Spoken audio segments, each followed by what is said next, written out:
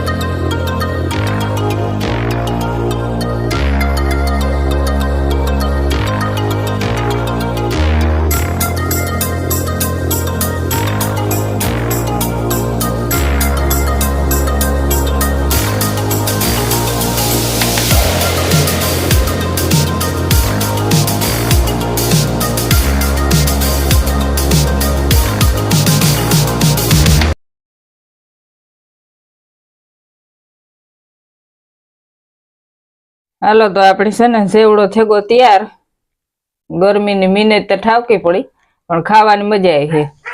હાલો તો આવી જાવ બધાય સેવડો ખાવા. રાંધવાનું કામ થયું પૂરું ને ભીહુંનું કામ થયું ચાલુ.